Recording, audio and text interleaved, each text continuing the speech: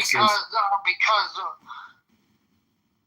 within the Republican Party in our blue state of Illinois, yeah, and me having been involved since age 18 and having talked to voters, one of the things that I learned before I ever moved 18 years ago out of northwest suburban Cook County to live in Rockford here in Winnebago County, I was listening to registered voters in Rockford about a mayor's race, how they felt about the Republican Party and the local Democrat Party, and I learned that most voters here in Rockford didn't care for either of the two major political parties when a candidate named Larry Morrissey ran as an independent. First time he ever ran for public office. Got elected running as an independent, not an independent political party, but as an independent. Then he got reelected for a second 4-year term, and then reelected for a third 4-year term before deciding not to run for a fourth 4-year term. But when he ran as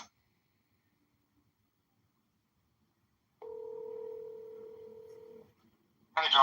Yo, I want to merge this call with this guy real quick. I wasn't even able to vote yet.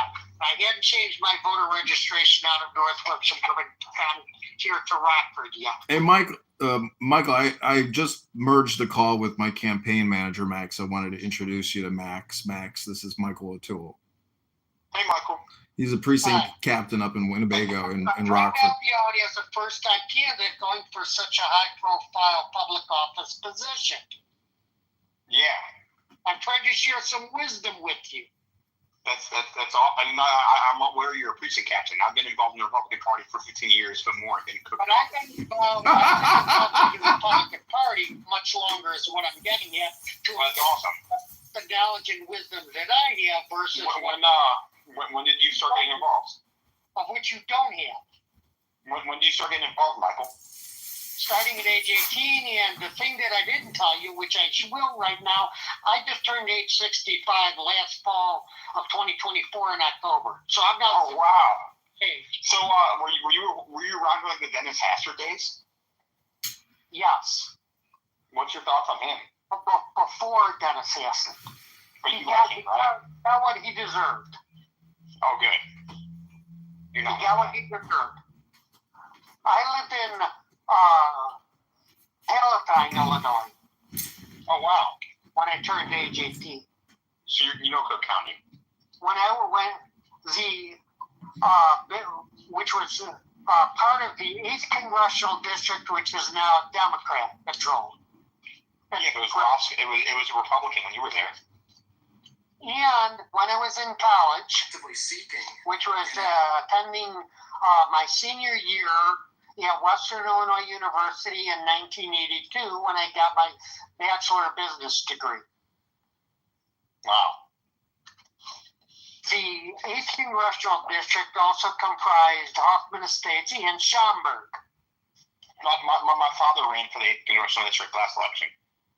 And Tammy Duckworth and their kids live in Hoffman Estates. Yeah, Joe Walsh.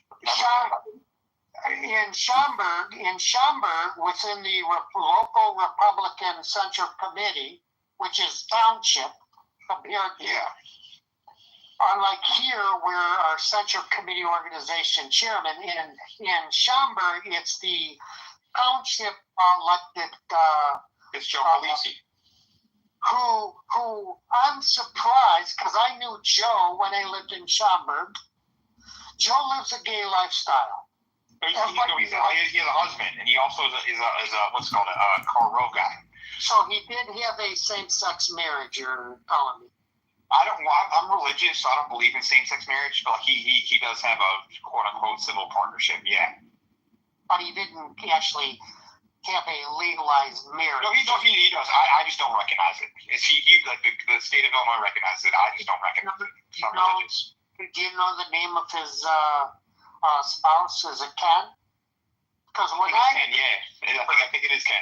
his partner's first name was Scott. Yeah, because it's been the same guy for like 20 years, 20, 30 years. And everybody in Huffman Estates, Schaumburg area, within the local Republican Party in suburban Cook County, in that area, who don't have a problem with Felici living a gay lifestyle. They just don't know. It's so I live in Cook County. It's just the thing is he's very smart. All the old timers knew he lived a gay lifestyle. They know, but I'm saying, but most voters, because like it's elected by like Schaumburg voters, and he usually runs unopposed. Correct. All I'm getting at is that he should never have held the party position that he currently holds. Ever. He's very corrupt. It's actually kind of sad. It's because like out of all of Cook County, he's the only club that has money because he actually sucks the money from the other clubs. Schaumburg has $60,000 right now, and your average club has like less than $1,000 cash on hand. It's because Joe Felici is like I almost compare him to like Frank Underwood from House of Cards because he's very good at like finding ways to get the money to his club. And also playing these political games, because I think if anyone ran against him, he would lose. And I did. The good news is I think he is retiring next election. So that's the good news. The best advice I can give you as a candidate, I'm not saying you couldn't or shouldn't run. That's your prerogative. That's what I'm saying. You shouldn't or couldn't run for the race that you decided to jump in and run for. Well, I'm not running. John's running. Yeah, I'm running against LaHood. So I'm not hear you. But Michael, the one thing I told you, so Michael, I've actually talked to a bunch of consultants, and the one thing, Michael, that you can't argue with me with is like there's probably 5 to 6 Republican districts where like a Republican candidate might have a chance to win. Like 11, like 10, like 8, as you mentioned, like 6, like 16. The real truth of the matter is LaHood's district is the easiest pathway for a Republican to win Congress because they just need to win a primary. As you're right, LaHood is people like him. They should like him. He started the Trump-Russia investigation. He wants to raise the gun age from 18 to 21. He said that everyone in Southern was too stupid to not take the vaccine. And that he's such a genius, but everyone's too stupid to take the vaccine and Biden's so great. Most Republican voters here in the 16th congressional district in Winnebago County. Oh no, they love him because LaHood's been there for they love Ray LaHood who supported Biden. I get it, Michael. But don't forget.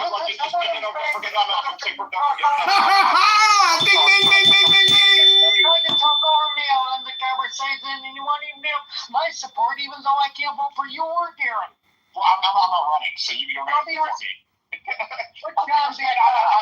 just want to save this conversation because. Yeah, Michael, I'm here, Michael. I can hear you. I'm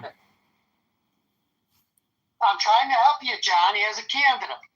No, I get it, but Max just likes to talk. Go ahead. I know most Republican voters here in Winnebago County, one of the largest populated counties in the entire state, because of the city of Rockford.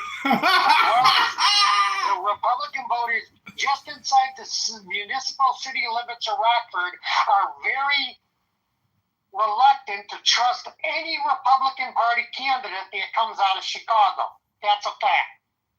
Yeah, I know. I get it. But the point is, if I get... Meaning that any Republican Party candidate who lives in any of the 16th congressional district counties that fully fall or partially fall in the 16th congressional district boundaries... Michael, Michael, I get it, but I hate to break it to you. It's 2025. The internet and X and Instagram and YouTube, they've broken down all the barriers with regards to geographic proximity. Where you live means nothing. Who you came from and where you came from is much more important. And really, it's all about communication or lack thereof, failure to communicate. The point is... most voters just here in Winnebago County. Michael, I hate to break it to you, but let me finish things. Again, for you, the candidate, if you just want to keep trying to talk over me instead of letting me finish my train of thought, I will hang up on you and you won't give my support. I do. I want your support. And I want to listen to you. I will give you respect and show you respect. Me respect. I'm giving you respect. Tell me. If you talk to voters the way you're talking to me tonight, you're not going to win. Have a chance of winning. Do I make my point? Yeah, I hear you. Stop trying to talk over me. Okay, hold on. Max wants to rejoin the call. Please hold.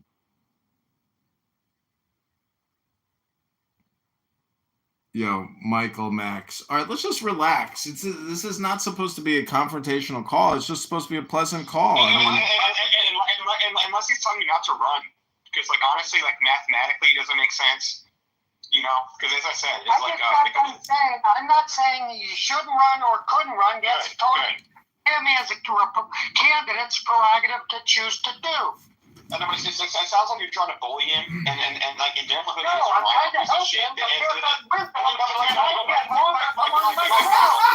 Michael, are you going to keep trying to talk over me? Because if you're I'm hanging up right now.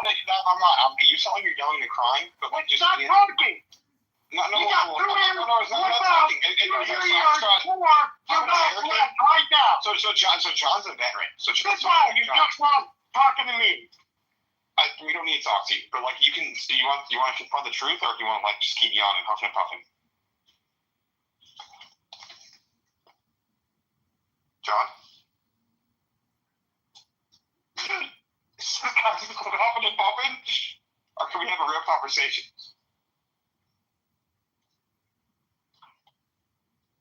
Hello?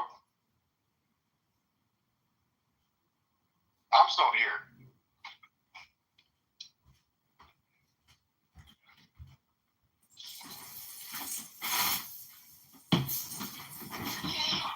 Yo, did he hang up? Yeah, are we cool? Yeah, we're good. I'm going to call him back, but I don't really want to call him back. We don't have to. He's huffing and puffing. He obviously was there to tell you not to run. And you're not running, so who gives a shit? He doesn't even live in the district, and he's saying that I don't live in the district. How can I run if I don't live in the? You don't live in the district. No, he's trying to huff and puff and tell you not. I know so much. You can't win, dude. You're trying to run for Cook County Commissioner. Don't tell him that shit because he's on the bad side. But no, fuck this guy. This is awesome that they're actually honestly, what this means is that the media, seriously, you have to realize that some of the media is liberal. A lot of the media is liberal, and so they want to embarrass the hood. And so I think they're going to actually prop you up to kind of embarrass the hood. People like Michael are just like, you're embarrassing the hood. What's a good man? Why are you running so you can't win here? And I've talked to all the consultants. It's a fact. It's so John, you're probably not even running for this race, but it's just a fact. Even my dad is being an idiot. Is the easiest way to win Congress is the hood district. Because you only have to run a primary. Yeah. It's I was getting a huge argument with this guy, Migo, Matthew Rusher, Make Illinois Great Again, and he couldn't debate me because he's running a guy in the. Are you 17 or 16? It's 16. What's amazing is running for committeeman is no different than running for Congress. It's the exact same thing. No, it's not. But you just get more press. But are you 17 or 16? I'm sorry. It's 16. Yeah, well, 17 is this guy named Dylan Mansell is running. I know his campaign manager, and I was arguing with him. And I'm you're such a fucking retard. This is before you're even running. I'm he said that he needs $7 million to win the race. And I'm why wouldn't you just run in a Republican primary against Mary Miller, LaHood, Boss? He's that's harder. I'm no, it's not. I'm how much would it take to beat LaHood? He said $700,000. I'm okay, so 10 times cheaper than what you need to spend for the general. And you see the guy huffing and puffing, what a bitch. I'm sorry to I just saw what he was trying to do. Well, it's crazy because it's I talk to people in Clown House all day long, and it's the guy basically wants to be on a podcast. That's what he's looking for. He wants to have a random conversation. No. He wants to do John. You're kind of missing it. Just because this is a really fucked up world. It reminds me a lot of my grandma. Rest in peace, Grandma Debbie. who's really into Hadassah and like her world. It's like when he wants to be a hero for LaHood. He wants to be the guy to say like, I got John not to run. Well, it's the thing is nobody. That's what this fucking was. He had no other reason to talk to you other than to like. I saw what the fuck he was about. Oh well, the point. Was he actually trying to help you? He was concerned trolling. Did he say anything to actually help you in your life? Well, that's why I say he just wants the dopamine feedback with me on the phone. That's all he's really doing, and he doesn't realize that he's wasting his time and my time. But the thing is, he's not really wasting. And that's why I was rude, and so I apologize, but he didn't really mean shit. So I felt like just being like, "Fuck you." See, he's not totally wasting my time because I'm live streaming this, so it's like people can see. Yeah, people can see what a congressman-elect goes through. That's what precinct captains are up to. Is they're telling people not to run for things. Listen, he doesn't care that LaHood wants to raise the gun age 21, or that he's for the vaccine, or that he started the Russia investigation. That doesn't matter. You don't understand. I lived in Palatine in 1985. It was funny. He had a really thick Chicago accent. I lived in Palatine in 1984, and then I was a precinct captain. Like these people are just like, I've had it. It's wild, man. It's like a clown house. It's like Clown House prior to Clown House. Well, just imagine how much time people have wasted actually in politics dealing with these people.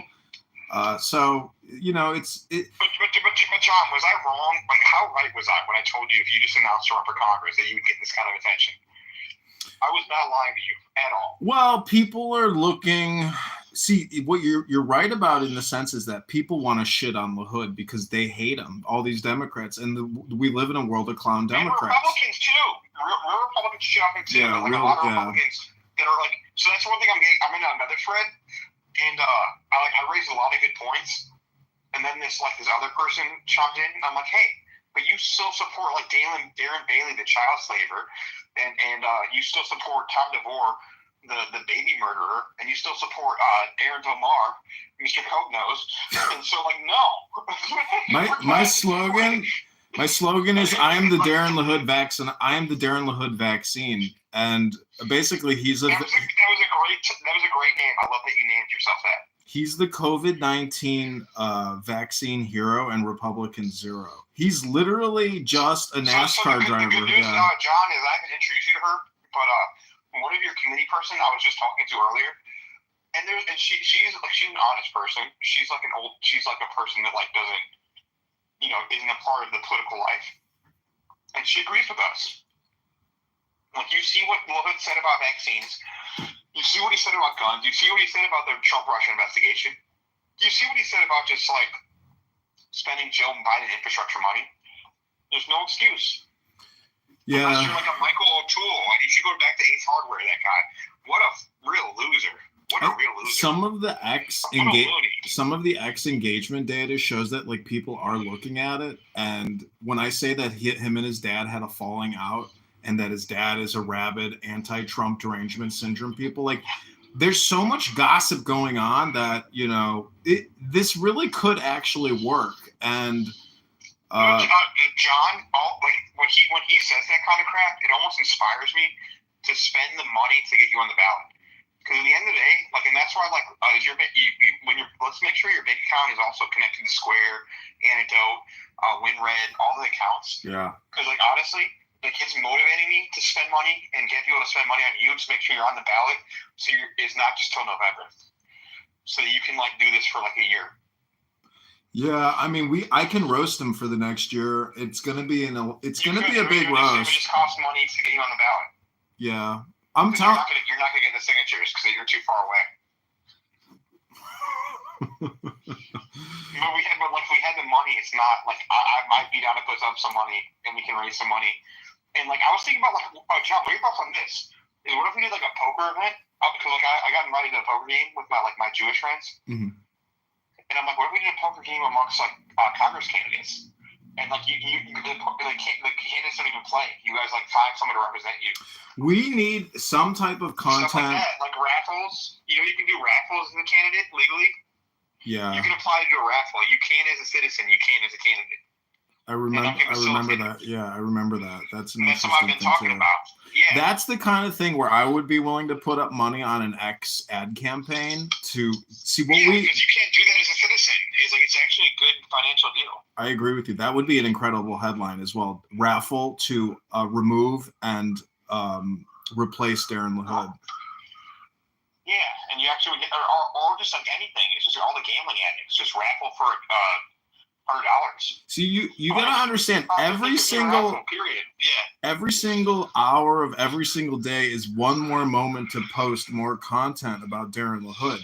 So the thing is, we have to have some type of a viral event tied to Give, Send, Go, and essentially raise off of some type of viral campaign.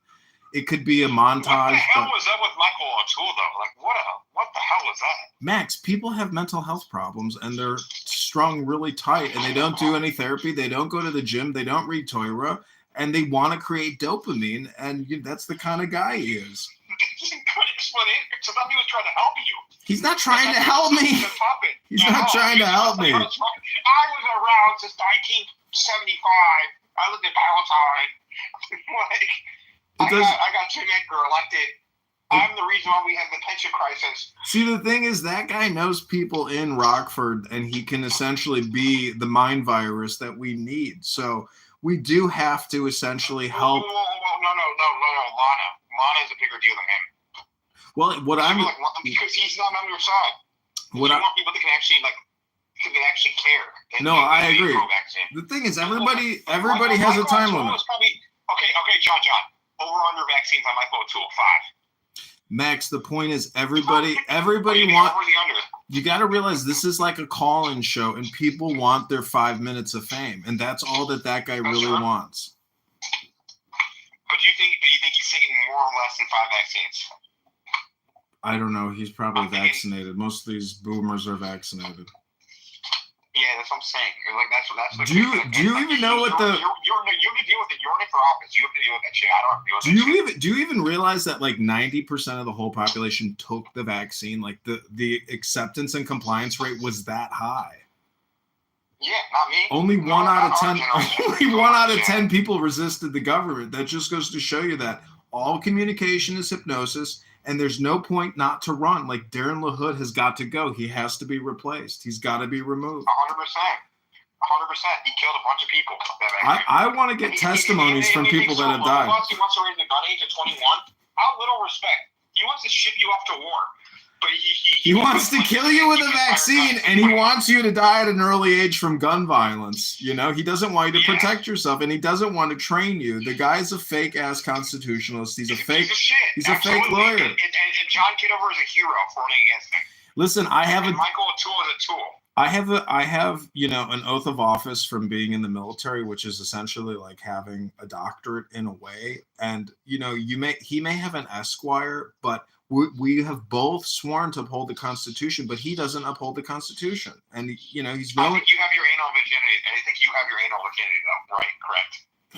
He went to some Catholic school in Iowa, so maybe he lost it there. Yeah, I think that might be a difference maker too. But also being in the congressperson for that long.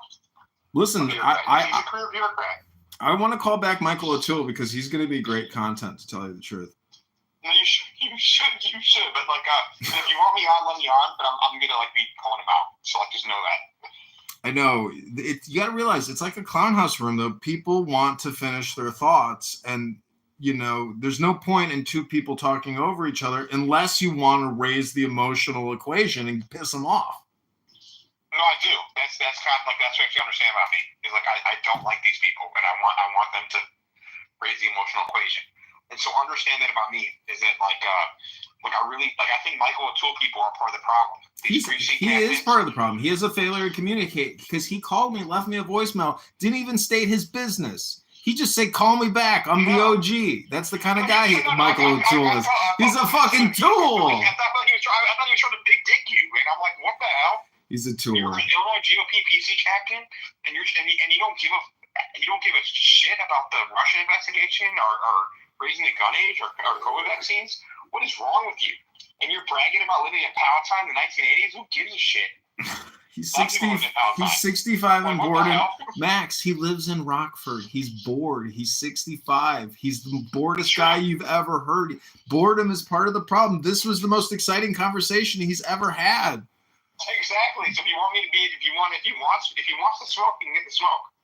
Yeah, he self-roasted at his own barbecue. I mean, I called him back. I'm sure if I called him, he'd answer, and we talked for 2 hours. Like, I'm sure. Like, Yeah. I agree. And I'm not gonna take his bull. I'm not gonna listen to his bullshit. What was that guy?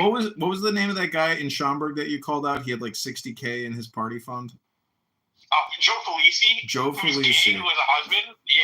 That was a good part of the conversation. So I don't know. See, you got to realize this whole thing. If you need me, but also if you want me to like be quiet, I can be quiet too. Just let me know what. Listen, I'm live streaming this. I thought he was trying to bully you. I'm live streaming this, and I created a clip of that convo. But that's just the first go at the tool. I say the O'Toole becomes a regular on the podcast. That's my opinion. I agree, and I think that everyone listening is we have to raise the amount of money for John so the party can go on, and we can make sure he gets the signatures he needs. I agree. Go to the Give, Send, Go. Go to the GoFundMe. Go to Instagram.com/John Kitover right now and subscribe to the campaign to remove and replace the vaccinologist, Darren LaHood, the 21-year-old gun grabber. If you guys give like $30, that really can go a long way. We'll make sure we stretch it to make sure that John gets on the ballot. I say you give me $10 right now. 10, not 11. 10, not 9. Make it a $10 donation right now. Yeah, please, guys. Hit the link in the campaign video. All right, everybody. Thank you for joining us. Max, let's call O'Toole back tomorrow and ask him for more political advice. Yeah, we'll talk about Palatine and Rosemont, all his nonsense. And he knew Papa John. We'll worry about that and all the nonsense. All right, good talking to you, John. Okay, talk to you soon. Bye.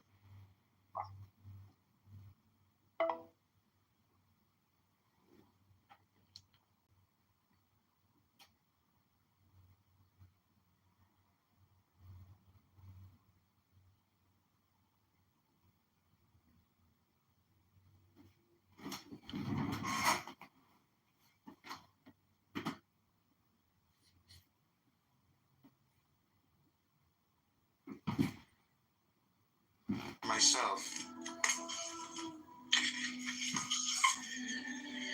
A peaceful disposition, teach me, O God, to seek only peace. Save me from every form of argument, controversy, and quarrel. Liberate me from every type of misunderstanding and strife. Where there is no peace, there can be no joy, there can be no love, there can be no true presence of mind. Dear God, let me be mine to share. Contentment, dear God, save me from wanting what is not mine. Protect me from my own jealousy, from desiring the money or the possessions, the position or the honor that belong to another. Let me trust in you enough to believe that what is meant to be mine will come to me. Let me trust in you enough to be satisfied with all that I have today.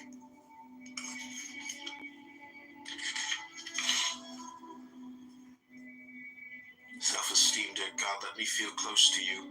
Grant me satisfaction with my life.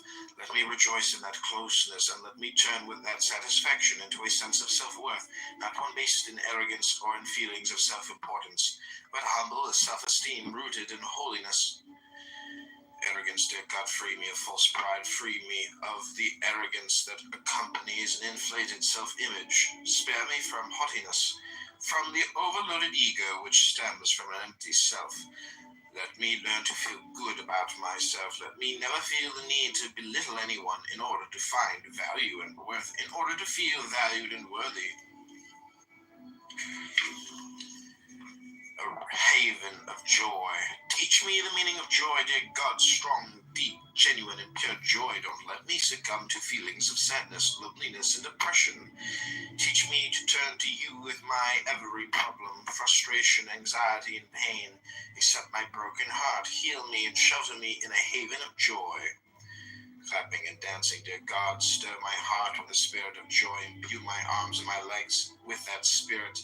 For my arms are encumbered, and my legs have become heavy with my wrongdoings. Fill me, my God, with the cleansing spirit of holy joy. Enliven all my limbs.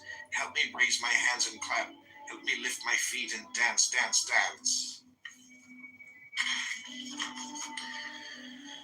Overcoming loss, dear God, suddenly I'm alone, I'm in pain as I search for some source of comfort. The world so full, so bustling, seems so empty now. It's cold and it's frightening. In this hollow that is me, in this hollow that once brimmed with confidence and joy, God pulled me back to the world of the living, back to a life of action and human relationships. And thanks, loving, caring God, all that happens in fulfillment in my life come only from you. Knowing how absolute in my dependence on you, I find peace of mind. Your presence suffuses my life, caressing me with hope, joy, and love. I've tasted your love, I've known your compassion, experienced your patience, and I am filled with gratefulness. Thoughts. An entirely new world. It is impossible to describe how wonderful it was in those early years, Reb Nachman said to the Hasid. They were strolling through the outskirts of the village where the Reb had spent the first years of his marriage worshipping and serving God in words of anonymity. With each step I took in these fields, praying and calling out to God, I experienced yet another taste of paradise. On another occasion, Rabbi Nachman described what it was like returning home after a day spent crying his heart out to God in the fields of our forest. Coming back, everything appeared different to me. The world seemed entirely new. In praise, O God, I only begin to realize how very much you've done for me.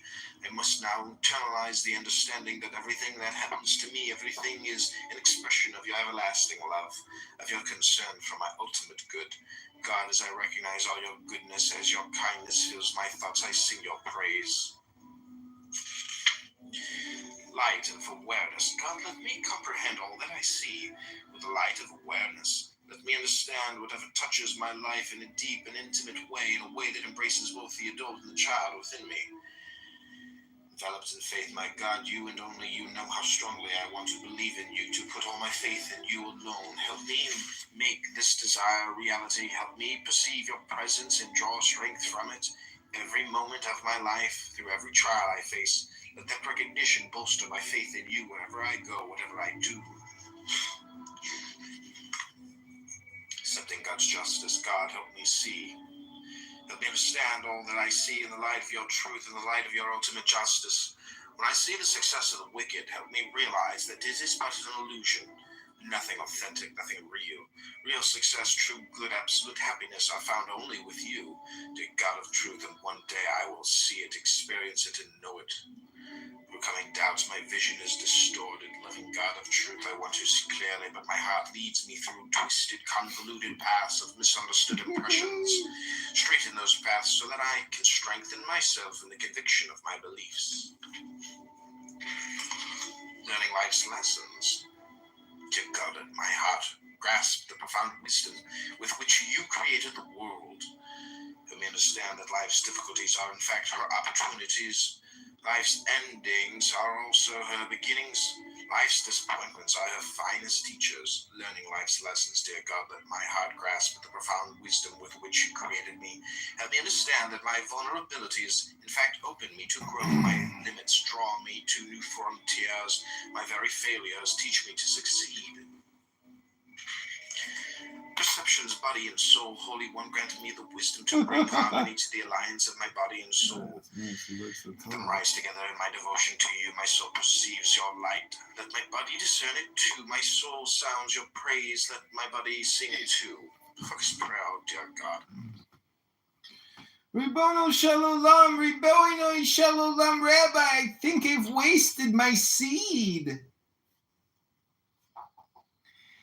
Did I create a demon in the abyss, Rabbi? Ribono Shalom.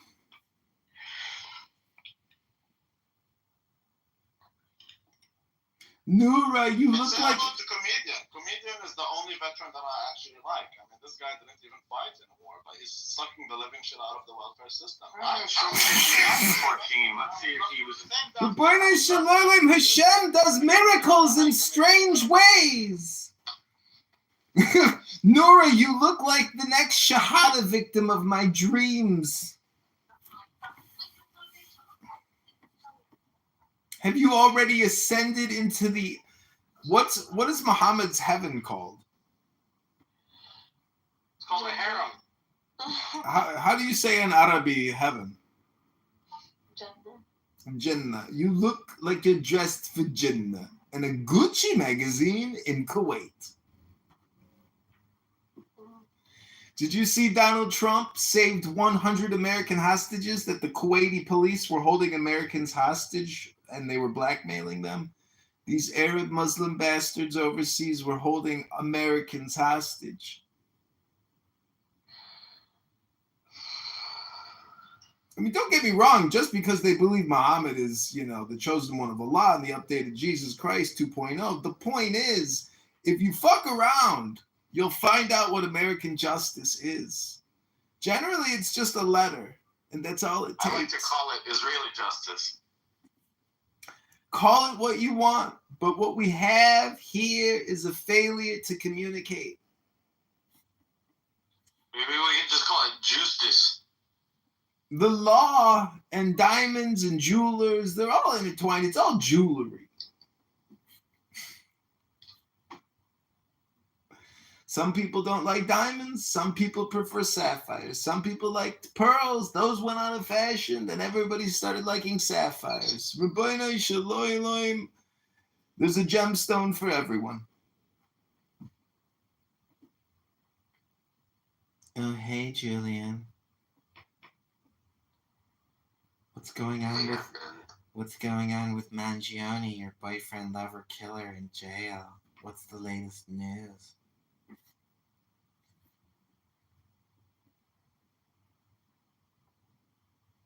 Not boyfriend, serial killer. I think last news was that he pled guilty and he's going to trial.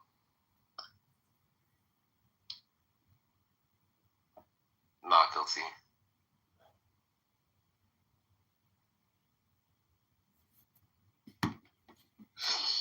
So anyways, this room is about wasting your seed, which is really your opportunity cost, your time, your life essences, your forces. So Dr. Julian, how do you create a force in the universe? But Diego, definitely nobody was beheaded from or burnt. Those were lies for sure. Nobody what? You know how they said they said that there was 40 beheaded babies? That never happened. I know. That's the fake news. My friend is saying right now, he's like, well, why are you even why did you feel it necessary to share that story was a lie? Is that like no kids died? Where are you going with this is what he's asking me. Even though I had no particular place I wanted to go, I just wanted to show him that not everybody in Israel thinks like him. He was born in Israel. Oh, wow. Yeah. This is the guy that used to date my sister. That's what I thought. And I think you're an anti-Semite. Your best friend is an Israeli Jew. Well, he doesn't invite me out anymore. You figured out that you were a Nazi white supremacist, low IQ loser who's always on a social audio chat app debating Simon? Simon, who barely speaks English? You have your lava chicken. Did you go viral? Yeah, we probably got like 30,000 views on the lava chicken. Steve's lava chicken. That's next to Diego. But why don't you be nice? I am being nice. This is me being nice. Laura, he wouldn't be a Jew if he didn't stab me. Did you hear what BB did, Diego? BB? The guy BB on here? Oh, what did he do? He's planning to sabotage my case. Really? He's going to sabotage you? Because Tim was saying stuff and I was mod. What were you saying? I wasn't saying anything. Tim was saying stuff, but I was mod. Oh, well, don't worry, BB. Diego, BB's all hot air. That's something that you can't trust any Jews. Oh, give me a break. BB is all hot air. You know, he ate a bag of Doritos and drank a large Coca-Cola before he belched on you. Just relax. Do you know who I'm talking about? Yeah, Big Mouth BB. I know Big Mouth BB. He talks a big game. He loves the... Nora, don't you realize that Clown House is just a dopamine game for fat people who don't want to read books or go to the gym? That's the whole thing. You're pathetic. You should be kind, comedian. This is me being kind. This is me being compassionate and friendly, telling fat people to read books and go to the gym and stop, wasting your life on a short-term, dopamine from this app, which is just purely hypnosis for entertainment or comedy. But believe me, the only action people actually take on this app is they report each other, and that's it. Other than that, nobody's probably ever done a thing. There's been a couple murders, a couple problems, but for the most part, not a big deal. It's mostly all bullshit. So get a life. Lava chicken. Yeah, I was in the room. Oh, Julian, you were in the room? Yeah. Yeah. It's pretty gross. I was playing Tetris, so I wasn't paying attention. Diego, I released a press release today for my campaign as I run for the 16th congressional district here in Illinois. Do you want to hear what I wrote? Yeah, but I can't vote for you either way. It doesn't matter. I need you to give, send, go, because we're going to Congress, and I'll get your case overturned with Alvin Bragg. I'll have the Attorney General in New York reprimanded by the Supreme Court. I got you, bro. You would do that for me? I got Wasta. That's wrong. Ask Dr. Rabbi here. I got Wasta. If I win, I got Wasta. I can change the laws. I'm a lawmaker now. This is not ChatGPT, but this is You right. know, you would, like as they say in Dumb and Dumber, you would totally redeem yourself if you did something like that for me. Look, Donald Trump just the Trump family deal just financed a $4 billion real estate development project using Trump coin. Okay, you're gonna be fine. You're gonna be fine. Yeah, Trump coin. Isn't that kind of like a constitutional crisis right there? Do you have any idea what the market cap of Trump coin even is? No, I don't. Actually, It's $200 billion.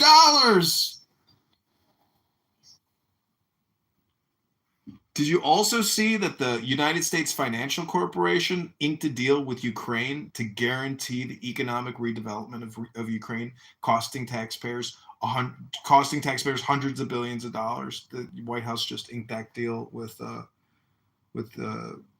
Zelensky. It's unbelievable. I'm telling you, the taxpayers here are getting sold down a river day by day, hour by hour, and you're just a victim of a wild runaway government, which is persecuting you. Not because you're an anti-Semitic schmuck, but because you're an innovative business leader. You know, what do I gotta do to make, to get that free money? You gotta buy low, sell high, stack. Buy low, stack it high, sell it cheap. What do you mean? There's no new miracles in terms of. Is that what Zelensky did for us? Well, what's the praxeologist take on the situation? You seem to know everything. Shit, man. You're a self-taught economist. Term coined by a Jew. You think the Jews created everything, don't you? It's almost like you believe their story more than you do. That's how stupid you are. It's incredible. It's incredible. You psyoped yourself. You're trying to reverse the psyop. In the process, you psyoped yourself for being stupid. That's how communication works. Because Jew is just a 3-letter word. Psyop is to convert. Convert to Not what? just for the jokes. Convert to what? Judaism. Oh, you're gonna deconvert from Catholicism and convert to Judaism. That's beautiful. Is that what we call it? Deconversion? What do the Muslims call it? What do you call it? Reconversion? Reversion. So for the Jews, it's deconversion. It's like, it's like taking a Tesla into the dealership and saying, put a 6-cylinder engine in here. They're like, what? They're like, you're like, take it out. And you're like, but why? And you're like, no, it's because more, I want to deconvert. More like, please take off all the bumpers and make sure not to snip off more than you have to. Well, anyways, do you want to hear my press release today from my political campaign? It's going viral. These are the top 4 reasons not to vote for Darren LaHood, the incumbent of the 16th district, a Republican rhino. Number 1, vaccines and propaganda fraud. Number 2, high-speed internet scam. Are you running for city councilman? Or no, Illinois congressman in the 16th district, the center of Illinois, farm country, God country. They don't call them districts there. They call them something else though. Number 3, ever-rising property and income taxes. But you don't pay income taxes, so you don't have to worry about that. Number 4, rhino clown Democrat scammer, a.k.a. bullshit Republican lawyer. To the voters and citizens of the 16th District in Illinois, the time to primary and replace Darren LaHood is now. Darren is a COVID-19 pandemic vaccinologist and a high-speed internet infrastructure big spender who does not represent Republican conservative fiscal values. The Republicans of the 16th District must fight against the Democrat industrial complex of Illinois. Pritzker, Brandon Johnson, and dozens of other big spending, high-tax hypocrites and hypocrites and criminal Democrats that have bankrupted Illinois and plunged your financial future and retirement into a death spiral of big government and perpetual debt. Darren LaHood does not have the strength or joy to fight the criminal Democrats that have made Illinois into a lawless and debt-ridden society of clown Democrats. Illinois has over $200 billion in future debt liabilities. The U.S. government is spending nearly $100 billion a month on a $40 trillion mortgage. Yeah, but the governor is a billionaire. Without radical and substantial spending changes, the taxpayers, aka the homeowners and business owners of Illinois and the 16th District, will never escape rising property taxes, sales taxes, and the dozens of other taxes the communist state of Illinois imposes upon its citizens. Abraham Lincoln, God rest his soul, a Republican patriot, is looking down upon the goodwill of the 16th District and asking her Republican patriots to fight with strength and wisdom. The Democrat communist clown state of Illinois is an immoral collection of delusional debt radicals. Remove Darren LaHood from Congress, vote John Kitover for 16th District, and put a fierce lion and patriot into Congress to fight for the USA and the land of Lincoln. Patriots of Illinois and the 16th District, follow me on Instagram.com/John Kitover. What do you think? That's the press release. He got assassinated. Rockford, Peoria, Bloomington, Pekin, Sycamore, Morris, Belvedere, Oregon, Cambridge, Freeport, Pontiac, Dixon, Princeton, Illinois, towns you've never heard of. But I need your vote. We have to primary and replace fake rhino Darren LaHood.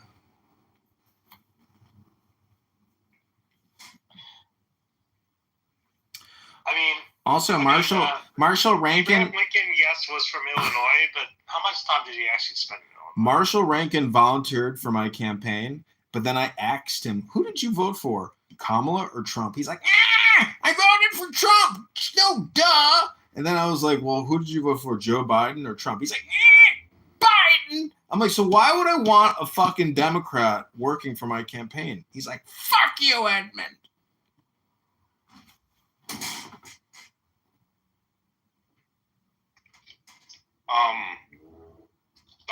Did that take you a lot of time to draft?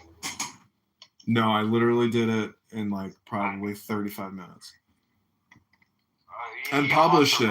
And I literally sent it to I got contacted by a newspaper here in the Chicagoland area, and this was the press release I sent to them. The Chicago Tribune? No, it's in Crystal Lake. It's some small news agency. Sometimes it's called the Crystal Lake Gazette. Yeah, I think that's it, something like that. You know, if it's called the Gazette, then you know it's not that big. It doesn't matter. It's gonna go on the internet, and then you post the content. You gotta understand is these people create a lot of content, and in fact, most of these congressmen, their whole business is just trying to be a social media influencer now. It's unbelievable. They don't actually do anything other than vote on huge spending bills for special interest lobbyists, and all they do is work on creating clips and putting them on YouTube and Instagram. And they're making $200,000 a year plus a pension and all expenses and a retirement package. If you get elected to Congress, you are guaranteed millions of dollars in income over the course of your life. Is that really fair? You know? You make it sound so easy. Do you know how hard it is to get elected into Congress? It's very challenging. Maybe you should run. Do you realize that running for committeeman in Chicago, which is a non-paid position in the Republican political party here in the Chicagoland area, was more difficult to run than it is to run for Congress? It takes 15 minutes to file to run for Congress, and that's it. 15 fucking minutes, and you show up. To get elected as like mayor of Chicago, the level of nigger-kikistry that would have to be created. That would be fucking insane. Like I don't know how you would do it. Listen, the South Side is fully automated. You have to get like a lesbian, a black, How did AOC do it? Oh, she, well, Can we not? But that- She got a sweet ass. yeah, but that filthy speck, said, Wow. I'm just a girl from the Bronx. But no, she was That's like from not Long nice. Island. No, she's from Queens. And she's Jewish. She's Jewish on top of it. And AIPAC has given her millions. You know what AIPAC sucks? Is because AIPAC, they get the right wing or the Republicans. And she's Shut dating your a white man. filthy spick mouth, Jesus Christ! They get all of their money. They get a bunch of their money. Wait, please hold, Pepe. Especially This. the right wing, and then the Republicans, like good little faggots, say like puppet all of their talking points. But then they go ahead and spend most of that money on the Democrats, making sure that they get to, I guess, get Democrats that will at least talk easy or speak easy on Israel, but, still be a bunch of left-wing faggots. I mean, I would say AIPAC's a real big problem. They give out a lot of money. They raise a lot of money because Jews trust AIPAC to help support the state of Israel. Yeah, and fuck whether or not it helps fuel or fund Democrats and their left-wing agenda, at least in the United States, as long as they care about Israel. You mean to tell me you don't want to keep working and paying taxes to help support the state of Israel? What about the state of Ukraine? The United Financial Corporation just inked a 20-year deal to rebuild Ukraine. It's wiped off the face of the map or the face of the map first. Ukraine or Israel? It's going to be Israel like 20 times out of 20. A million times out of a million. Really. Did you see this Shiloh video of this woman being accosted by this? Yeah, it's unbelievable.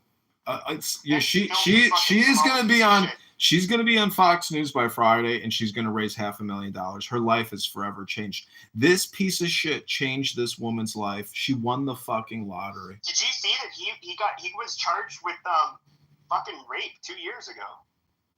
It's unbelievable. He got doxxed. So he thought he was going to dox her, but then it turns out he's just a Somali rapist. Amazing. Did you see seasonal COVID shots are going to no longer be available because of Robert F. Kennedy and Donald Trump, that Pfizer, Moderna, and J&J aren't going to be able to push the vaccine on you this flu season come June?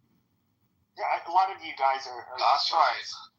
You guys spurg about the vaccines, but that's fine. Well, you're fully vaxxed, and you're like 4'11". I mean, you're gonna live like the life of a midget. I got the vaccine, and then I haven't gotten a vaccine. Which one did you get? The Johnson & Johnson one. Oh, dude, that's the cheap one. That's the one that's not an RNA or whatever vaccine. So that's the one. So without naming names, like when I talk to my guy in New Jersey who deals in the government, he's like. Yeah, we need the Johnson & Johnson just to give it to the homeless people.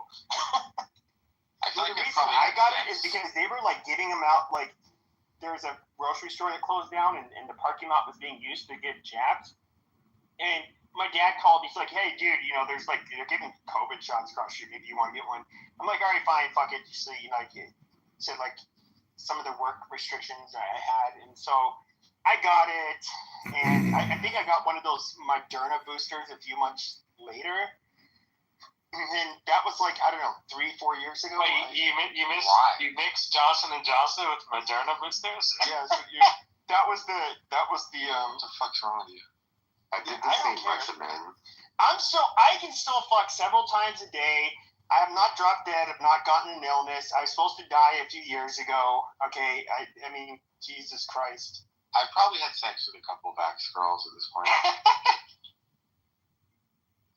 Well, I mean, to be fair, they might need a different kind of vaccine if they... Never mind, I'm just kidding. A bad joke. Yeah, but for Rico, since he never got vaccinated, just on his... you gotta understand, the spike protein is the bioweapon. You've got to go to Twin Tower City. You got to understand this was a major medical disaster, that the sudden deaths, the unexpected deaths are so far outside of the standard deviation. I know people that died as a result of the injection who had pre-existing conditions, but their pre-existing conditions were enhanced and destroyed by the spike protein. They're literally poisoned and killed prematurely. They could have lived a longer life. Reboino Shaloloim, the Pfizer one was developed, unfortunately, by someone who you might say wore a party hat.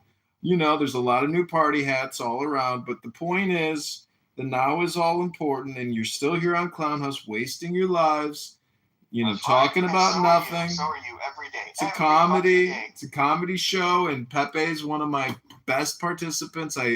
Your YouTube shorts are going viral, Dr. Pepe. I don't know if you've seen my newest accounts. Most eccentric Jewish man on Clubhouse. I'm not Jewish. I'm a cashew. Get it straight. My mother's gorgeous. My father's the Jew who converted to Christianity. But the point is, you filthy half ape. That is that is how you spend your time. The point is, you and Mon were a sensation for a hot minute. Then you ditched her because you're a racist and you couldn't handle the heat. You're still doing rooms. When are you going to do your next Howard Stern room? Because do you understand? Okay, to be somebody like to do what I used to do, and you're gonna just lose an audience. It's like, how do you want to just like go out while you were still somewhat, I don't know, relevant? Like, sure, why not? But you literally keep this shit going on all day. You're like glued to your phone. It's like, I don't want to do that shit. I've gone back to like doing music shit. And so I can't like when you guys see me in rooms and I'm quiet for long periods of time, it's because I generally have headphones or studio speakers, and I can sometimes hear what's being said. Like, I can't I'm just not participating.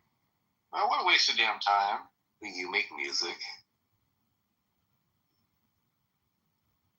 Something sort of.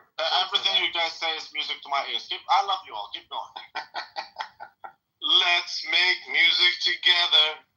Let's make sweet harmony. I was different type of art, but I've always been into music. Well, we need to wake shit up. We need to get more racist. We need to attack one another. Go ahead. That's right. Yeah, we need to figure out why black women have smelly hair. You need to figure out why. That's because they don't watch it, bro. Middle Eastern women have for whatever reason have a stinky breath problem. They have snail trails in their dark hair, like really illustrates snail trail. I kind of think I know what the hell there's a snail trail that you leave with your creamy, slimy snatch if you're a horny slut. Like, you sit on a motorcycle and it's just like, it's like wow. You know what? Okay, let me ask you this. But then there's the happy trail that goes like, I remember I was in a grocery store. Or a woman with a hairy ass. But I remember being in a grocery store and there was a woman that, and I think she was, because this was in, hold on, shut up. You shut up, whore. This is not. This is a space. L, this is a house of learned men. Yes. Learn your fucking place. So, I was in Massachusetts, and it's largely ethnically Italian at the time. She could have been a sand nigger. I can't tell the difference between some of these Southern Italians and them, if I'm being honest. But, like, I was like, wow, she's good looking. She's with her mom. I was like 19 at the time, to put things in perspective. And then she, like, turns around. And then she's wearing like a halter top, and I just see like this gnarly, and I mean fucking gnarly, black like fucking spine of hair going down her back to like where her butt was. Like, yeah, she was Italian. So gross, so fucking disgusting. But the Northern Italians, I think, are the master race of women. Well, they're largely Germanic. Ever since the time of Columbus, the Northern Italians have always looked down on us Southern Italians and held their nose to us. I hate the Northern Italians. My question is, why does no one like black women? Can you go in order and tell us why? Because they're fucking apes. That's why. Do you want the per capita response, or do you want the per capita? Can you repeat what you said? Because they look like fucking apes. Kyla's pretty hot. Yeah, here's what's been annoying is everybody's gonna be like, well, you say like black people are stupid, which is statistically on average, they're the dumbest race on the planet. But you do realize if the African Americans, they'll bring up exceptions to the rule, and it's just like, well, look at whoever. You can look at Thomas Sowell, who's like smarter than most like two white people's intelligence put together. That's fine. the difference between groups of people is literally the distribution of traits like intelligence. Like, there's always going to be smart people of every other fucking race. Like, it doesn't matter. So why do you think black people are dumb? Do you think it's in their blood, or do you think it's a cultural thing? I think it's mostly genetic. Okay, so you think that their genetics create the culture rather than the culture creates Pretty much, yeah. You sound genetically dumb. Well, Tyler's hotter than like 10 white bitches put together, so. Who? She is. She's beautiful. Who's this black whore you're talking about? She's South African. Rayo? Okay, can you guys ping in Mama Jazzy? I don't know. Go to the other side. Probably So we need to ping in Mama Jazzy, please. You know, the only time I've seen like a dead gorgeous black woman, I'm just being dead honest, it's been a mixed woman where she just seems to get like the best like features. Or maybe like she's primarily like has white features, but she has these accentuated features that she maybe got from the black side. And that is an exception to the rule. It's like a lot of biracials look like fucking goblins. Wait, but what kind of biracials? Are you referring to the mix of black and white? Okay, so Pepe, do you think that the black man is the link between the white man and the ape? No, I don't think so. I think if you look at it like genetically, there's been admixture with them in sub-Saharan Africa with the archaic hominid that was kind of like an ape-like human that existed after the quote-unquote great migration out of Africa, where we all evolved separately. So I mean, there was kind of like a reversion. But Pepe, why do you think more ape-like? Why do you think African Americans say that everyone is African American and that white people lived in caves and lost their melanin and thus were just demelanated? Why did they say that? But what is the true? What is the true story then? What's the truth? What's the truth of the earth and what's the correct math? Yeah, the Chinese dynasties, Rome was black. We was Romans. Why did they say Jesus was black? The real is, that ties back to the Hebrew Israelite bullshit. Why did they say all this shit? Do you think it's maybe because of an identity crisis? Because you guys put them in museums and you forced them to rape each other in breeding farms? Could it be that's why? No, I think it's because if you even look outside of the United States, wherever black people are, outside of, in the western half of the hemisphere, they were brought here as slaves. But even if we look at Africa... I agree with you. I just want to hear you say, I take no responsibility for the devastation that happened to the black people. That's all I want. Oh, sure. Okay, here's how I look at it. Yes, they were absolutely taken advantage of by the white man. They were used as farm equipment. That was about it. We didn't have John Deere factories back then. Now, when it comes to the state of their race, their people, I think that regardless, they just look at Africa. The only semblance of I guess you could say, like, the modern world that you get are in pockets of where there was, colonialism. And I'm just being honest. Like, these people are not... It's actually kind of cruel. It's like taking monkeys from a zoo, and I'm not. Okay, but do you think that colonialism played a good part in civilizing the primates? It civilized them. Okay, but then what do you say about the Indians? I mean, the English. I mean, clearly, the Indians still wiped their ass with their hands. So did the English do a good job? It doesn't seem like this. I would say that the English are pieces of shit. So I just want to get that straight. Of all the white men, well, they were better than the French. When it comes to forming countries in the New World, yes. Okay, so would you agree with me when I say that some people actually accepted the civilization given by the English, but other people, like the Indians, didn't? And then the next question would be, if you do agree, then could it be that the colonial power isn't the one doing good or bad? It's the colonized people who are accepting the good or not accepting it? For example, the Indians rejected civilization. Is that the case? To some degree. Here's the problem with Anglos, and this is where Anglos are perpetual faggots. Yes, they did settler colonization where they sent families or men and women intact units to basically have sex with each other, institute a white majority. The Spaniards, they did their shit, but they just, when you just go to conquer, you're just sending young men and they're just going to miscegenate immediately. That's what they did. And but whenever the English, like look at South Africa, when the Dutch or the Afrikaners had South Africa, they had a brutal war where they literally put them in the Dutch in concentration camps. When the English took over, what did they do? What they always do. They import a bunch of cheap fucking labor from the rest of Africa. They only care about, their economic interests. They don't care about demographic change. And you can even look, if you look at mass immigration in the United States, people are always going to say, oh, it was the Jews. No, it was actually the fucking Anglo-industrial Northerners that said, well, we need more cheap labor. We need more fucking consumers. So what did they do? They advertised far and wide in Eastern and Southern Europe and parts of Western Asia. And then all of a sudden you get a flood of Guineas and Slavs and Jews that came here. It's very weird, too, because, and then, you start sucking a male cock. And, nobody gives a fuck about any of that nonsense, you fucking weirdo. So you're not even making sense. I don't know what the fuck you're talking about. Why are you out of breath? Okay, you're not making. It's not even relevant. What the fuck you out of breath for, kid? Huh? Oh, I was walking. Maybe my mic's loud. What the fuck? I don't know, you pussy. Just shut your faggot mouth. All right.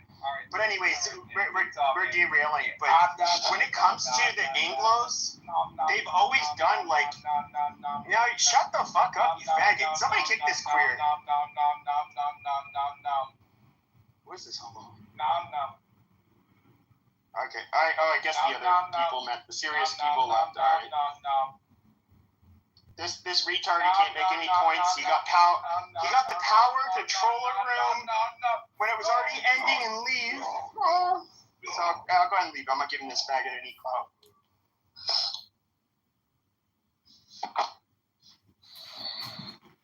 Oh, it's Boney. Hey, Boney.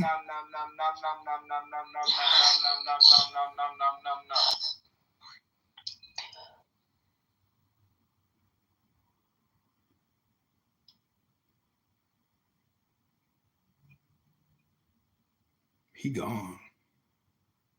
Hey, David.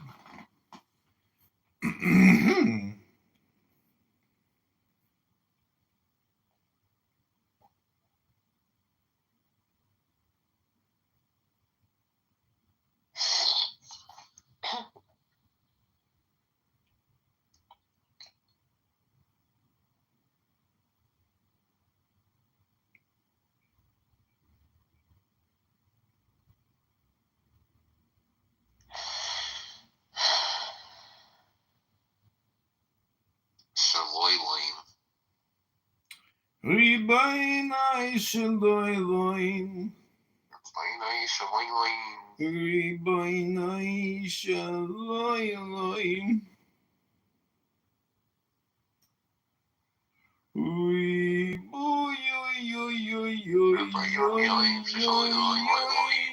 So comedy, why do black women have smelly hair? I don't know. You have to ask Hampton Spears. He knows the truth.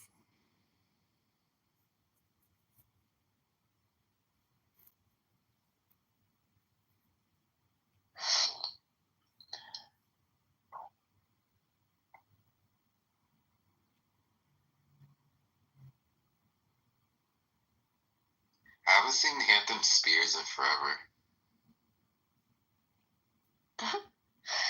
Somebody tweeted, comedian, actually never mind, I don't want this to be on recording.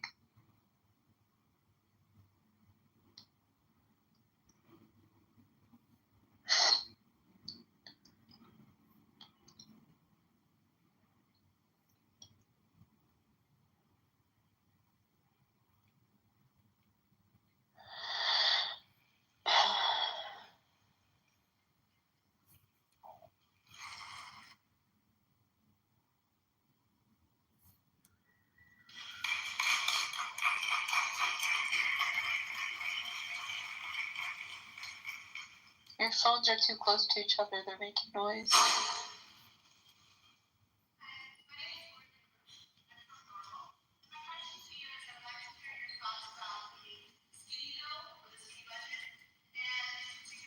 So, the president has proposed a budget that will come to the Congress and has come to Congress.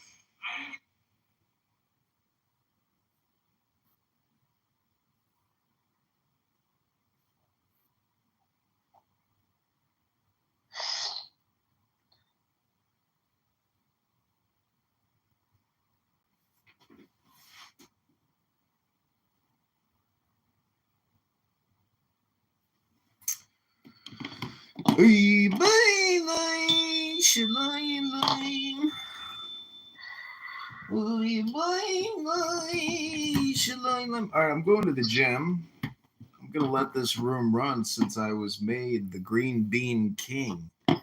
You will all now have to suffer my YouTube video. I want to pray, but the distractions are never ending. Please help me overcome them. Help me be wholly focused for once. Help me pray only true, totally heartfelt words to you, dear God. Wise counsel, oh God, how can I make my way through the confusion and uncertainty that cloud so much of what I do? Guide me to wise teachers and mentors, whose advice is pure and in tune with your will. Guide me to true friends whose counsel is caring and promotes my best interests. Guide me to clear, correct decisions to conclusions that are sound and free of all doubt. Clarity and assurance, oh God, grant me clarity and assurance in whatever I do. Teach me to trust in wise teachers, to learn from their insightful words, to teach me to trust in true friends, to treasure their care and concern. Teach me to trust in myself, to judge my own course correctly, and so to live with conviction and hope.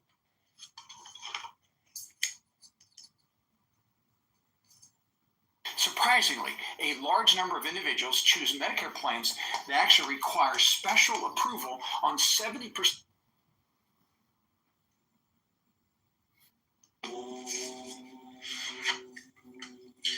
Seeing light in darkness, God of unfathomable goodness, the history of human agony haunts my soul. Ashes, blood, and cries pierce my heart. Diabolic schemes of oppressors plague my mind. Grant me an extra measure of strength, understanding, and faith to help me find you, to discover your light amidst the blinding dread, through the revolting horror. Sorting through confusion, God of truth, help me sort through the dizzying confusion of my life. My mind swirls with all that I've seen and that I've read, all that's happened to me. Teach me to focus, to prioritize, to see with clarity, so that I can move on with my life. A humble spirit, dear God, guide me along the path of sincere humility. If I ever put on airs, stop me. Bless me with a humble spirit, with eyes that see only the good in people, with a mind always open to others' opinions, with a heart which caring of their concerns.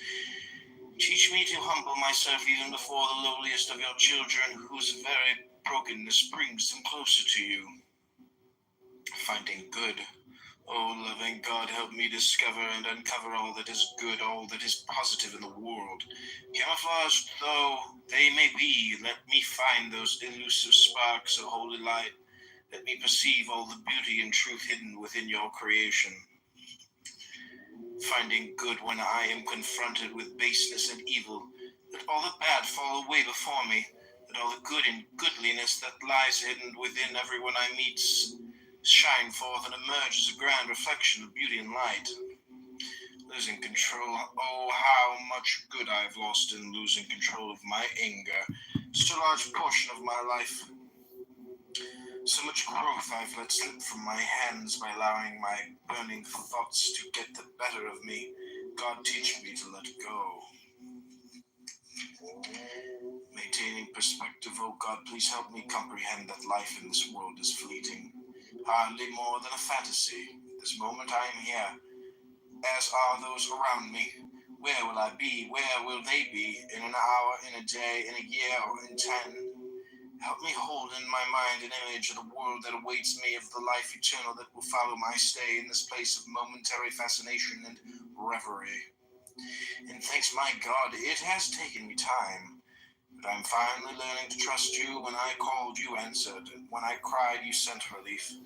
When I was in need, you came through. You are there for me in every instance. I need only look, think, and understand, and I can always find you. There you are, always ready to help.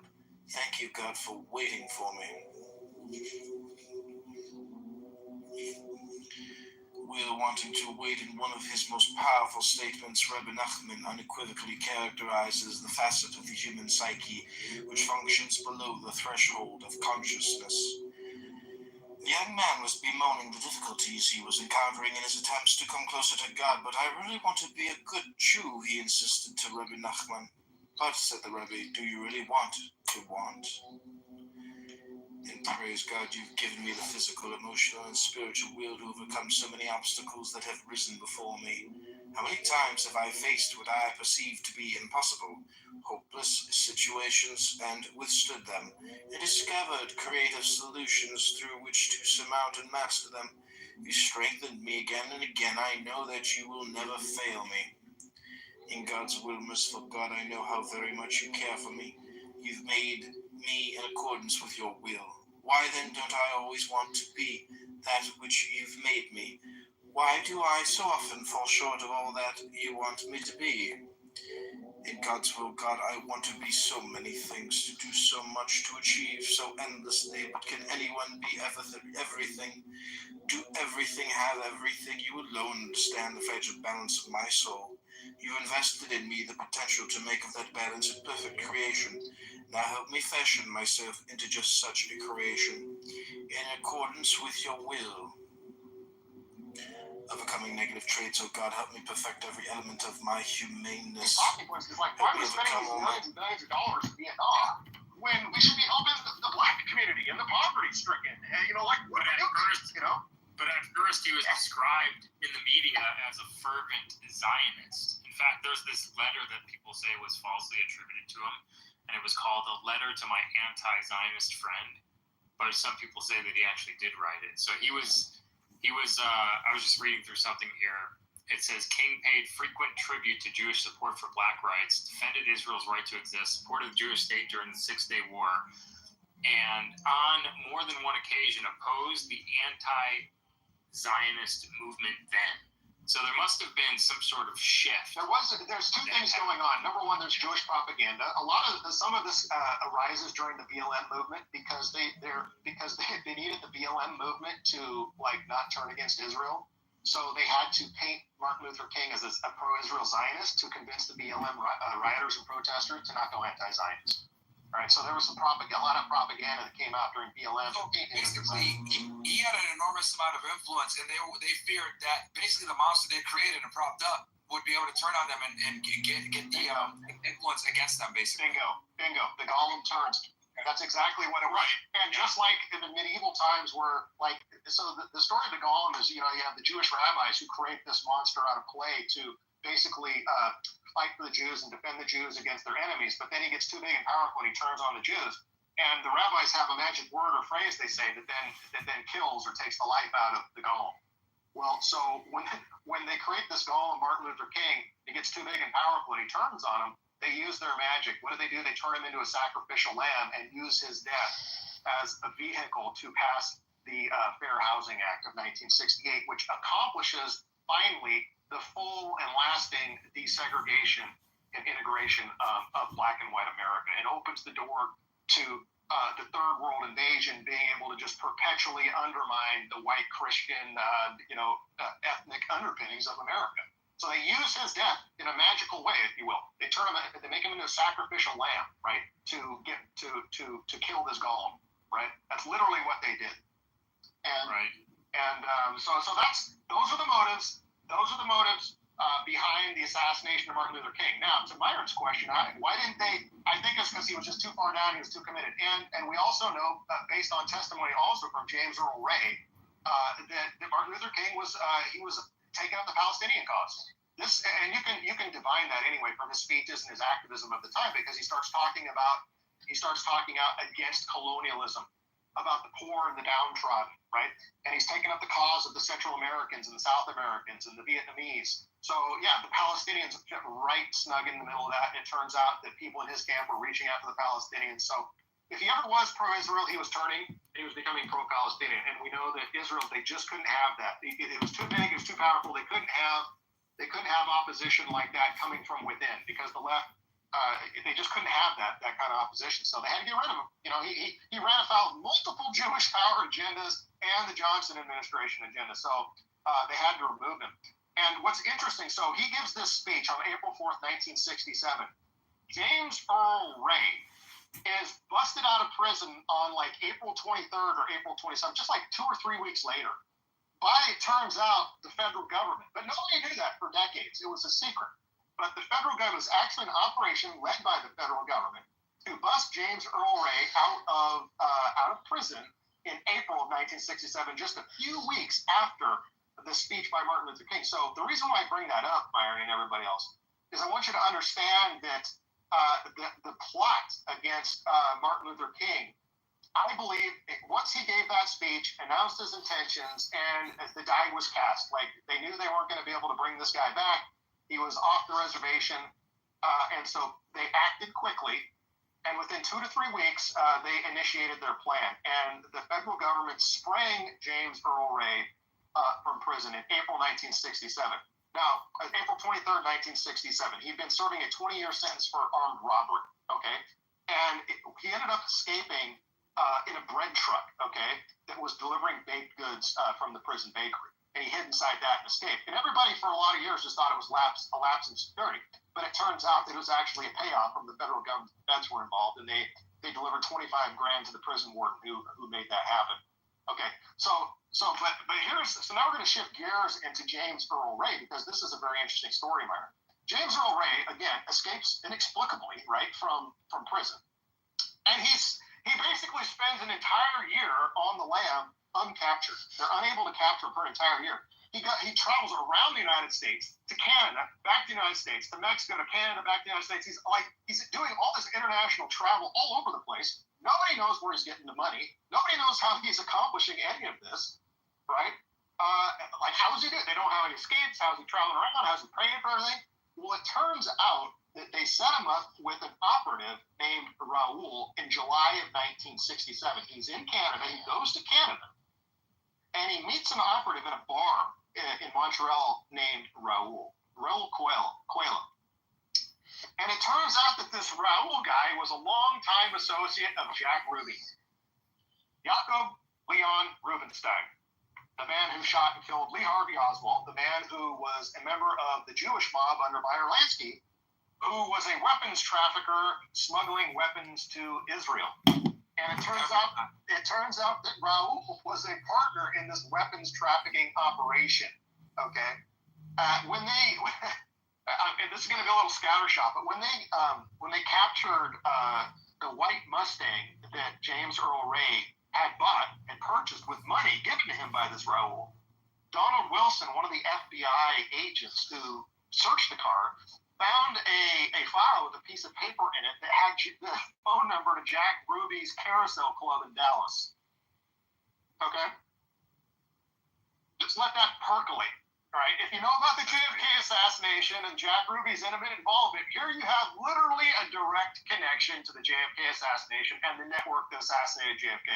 All right, who is the main handler for James Earl Ray, who's about to be set up as the quote-unquote lone gunman patsy in the assassination of Martin Luther King. Well, doesn't that sound a lot like Lee Harvey Oswald, Saran, the Palestinian terrorist who didn't even shoot RFK? Like, do you see the patterns? You see what's going on here? But it gets even more interesting, Myron. It gets even more interesting because the identity that James Earl Ray assumes for most of that year between April 67 and April 68 when he assassinates Martin Luther King, he assumes the identity of an Eric S. Galt. Eric S. Galt. And he gets a passport in the name of Eric S. Galt. This allows him to travel to Mexico, to Canada, all throughout the United States, unmolested. And why, you might ask, does this Eric S. Galt passport and identity why does he adopt this identity, and why does he travel around with it? It turns out, we now know, based on 40 years of investigation by William Pepper, the lawyer who represented Martin Luther King and James Earl Ray both, and Saran, they discovered that Eric S. Galt's a real person who was a member of the National Security Agency and military intelligence. Eric S. Galt. So basically, if James Earl Ray had ever been captured, they would have looked up his name, seen that, this guy's untouchable, let him go, right? So that's number one. But the story gets even crazier. I mean, it's unbelievable, but it's every single time, Myron, every single time. So check this out. So Eric S. Galt was the head of, let me see, he was the head of a Union Carbide factory in Toronto. And I'm going to read something here. This is from Michael Collins Piper, the same guy who basically exposed that Israel killed JFK, Michael Collins Piper. He also did investigative work on this.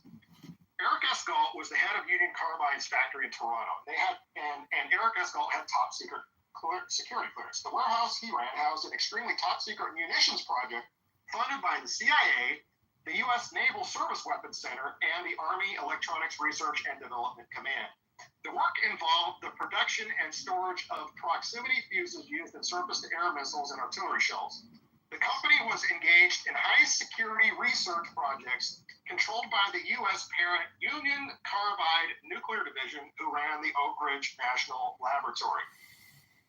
Galt was also cooperating with the 902nd Military Intelligence Group operation that involved the theft of some of these proximity fuses and their covert delivery to Israel. According to Pepper, Galt obtained a confidential memorandum issued by the 902nd Military Industrial Group on 17 October 1967, which confirms and discusses this operation. The project, called MEXPO, which was defined as Military Exploitation Project of Scientific and Technical Division in Israel. So there it is. Somehow, James Earl Ray steered into the use of the identity of a real-life individual who had ties to Israel in the scientific and technical research angle in basically in the development of Israel's nuclear weapons program through the Union Carbide factory in Toronto, Canada. How in the hell is James Earl Ray running around with this guy's identity? And what are the odds that this guy's identity is intimately tied to a secret weapons program with Israel? I'll just let that sort of just, insane coincidence. Of course, they're going to tell you that you're an anti-Semite, and that's a wild conspiracy theory as usual. It just fascinates me, man. How, and I guarantee, dude, that link that you Brad just made, that's probably why the files are still fucking classified, bro. What I'm doing with these classified things is typically there's an Israeli link whenever they classify shit like this. It's almost every single time. And in fact, you're right, because these James Earl Ray, Eric Galt records are, from what I've been able to determine, they're classified until 2027. I wouldn't be surprised if they push that back and keep pushing it back. But there's even more. But wait, there's more. Because James Earl Ray also believed that this Raoul guy, had been traveling with a guy named David Graver. And Graver was involved in basically a mob looting operation of a bank called American Bank and Trust in New York. And this American Bank and Trust Company of New York was actually the restructured Swiss trade bank originally founded by the Mossad figure Tibor Rosenbaum. And you might remember that Tibor Rosenbaum was involved in another little company called Permindex. All right, I think you're familiar with Permindex. Yeah, very familiar with them. I'm actually pulling it up right now. Basically a CIA front. And we know Permindex had obviously a play in JFK as well. Clay Shaw, all these guys have links to that. Clay Shaw sat on the board, and it was a Mossad front helping finance Israel's nuclear program. Yep. So you had basically another scam here. They were looting basically this American Bank and Trust Company of New York in a mob-style bust. They embezzled like millions of dollars of funds to help finance Israel's secret nuclear arms program. Here's the crazy thing. This David Graver, who was a central figure in looting this bank to fund Israel's nuclear weapons program, he died in a plane crash in 1976, like 2 weeks before the whistle was blown on the whole scam.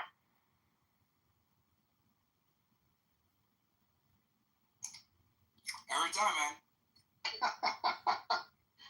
But wait, there's more. Because Raoul Raoul gave another emergency phone number to James Earl Ray. If he was ever in trouble or needed help, he was to reach out to this phone number. Turns out that this phone number was to a company called Leventhal Marine Supply in New Orleans. So New Orleans, Clay Shaw, JFK, weapons smuggling. So Leventhal Marine Supply was actually owned by a guy named Samuel Leventhal, a member of the Zionist Organization of America and the B'nai B'rith of the ADL in New Orleans. Of course. Eastern Standard Time. Eastern Standard Time.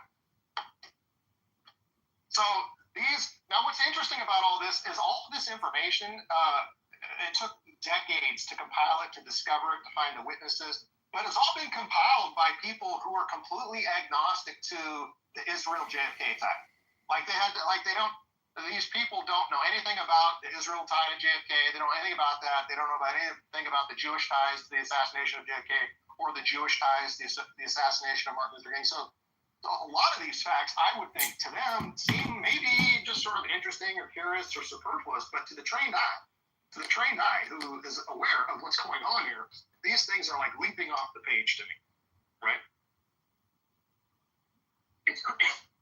So, I mean, we can get into the actual mechanics if anybody's interested in the conspiracy, the actual events of the assassination, like the triggerman, the setup at the hotel.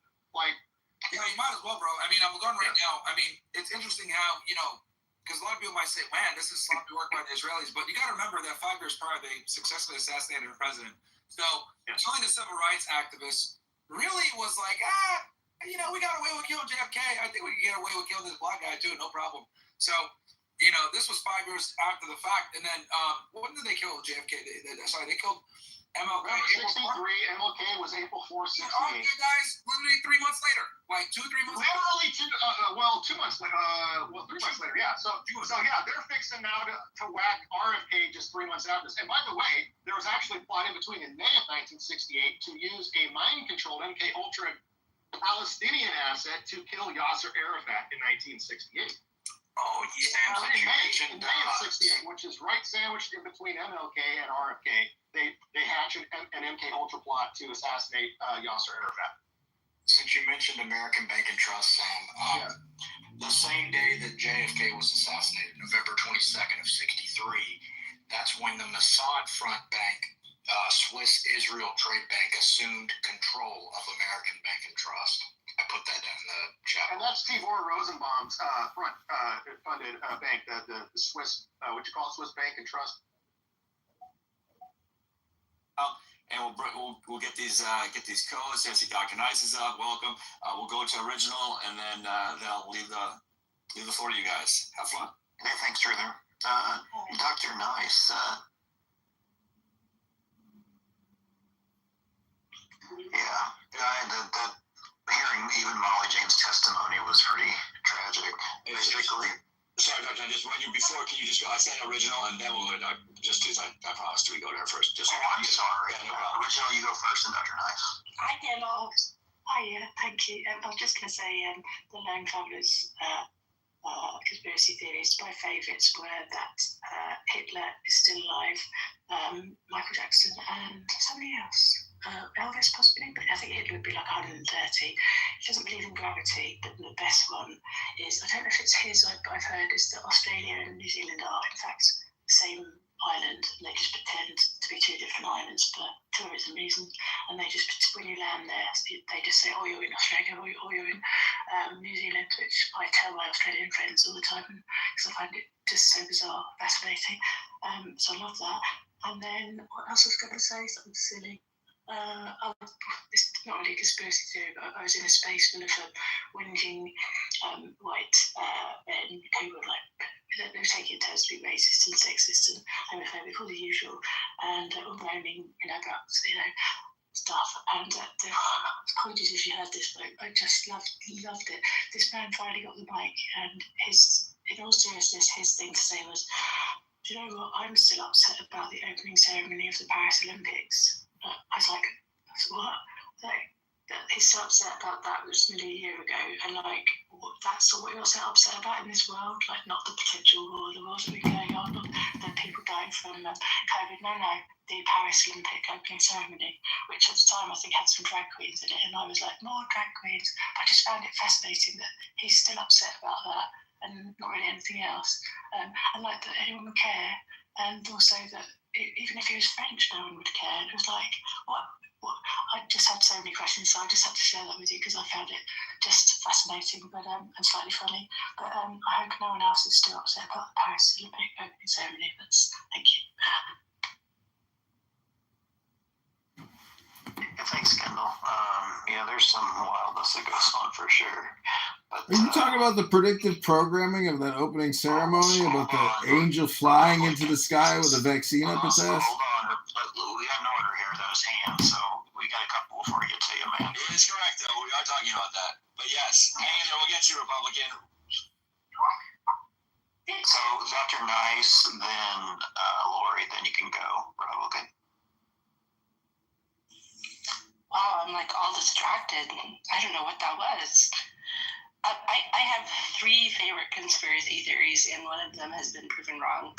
That was Trump dying on, was it April 24, 2025, according to The Simpsons? I might have the date wrong. I think it was April or May, but yeah. Yeah, it's already gone. It passed. So that Jimmy Page worshiping the devil one was a good one back in the early 70s. And Paul McCartney being dead on the Abbey Road album was really interesting. As far as Bowden goes, I just wanted to point out this was not a hearing to determine her guilt. She had already lost. The hearing was actually to determine her sentence, and extenuating circumstances kept coming up, as far as could she explain herself. And so this is the appropriate time, if you're in front of your medical board, to be humble, repentant, show some growth, show some change, lose your ego, and she failed. And I thought it was hysterical, and I'm so sorry to say that. She blamed everybody else for her problems. Everybody else. And then, like, the lawyer lady, she just kept going on and on, and it was just a never-ending story. The bottom line is she showed up with that nurse, or the nurse showed up without any type of court order to administer the said medication, nor was it faxed to the hospital. So no matter what they say, what verbal reasoning, no hospital's going to say, hey, court said this, trust me, bro, and let somebody come in and give medications to someone that doesn't have privileges in their hospital. That's crazy. Oh, I agree completely. Well, so put yourself in the ICU. You've got a ventilated patient who is prone and has an NG tube, and the nurse who's providing that patient's, one-to-one care. A nurse is going to arrive and get report about the patient they're about to administer medications to. Are they going to get a report on allergies and contraindications? That's how we function in an ICU. Who put the NG in? Has it been verified? Did it just get placed an hour ago, and do we have to verify placement before I use it? I mean, these are ordinary things that we do in hospitals that nobody knows about. So the whole situation was just fantastically ridiculous. Well, I like how she was like, when Molly James was up there, and they're like, well, would you consider a risk if a nurse that doesn't work there shows up? Would that be concerning? Oh, Molly was like, no. What? Yeah.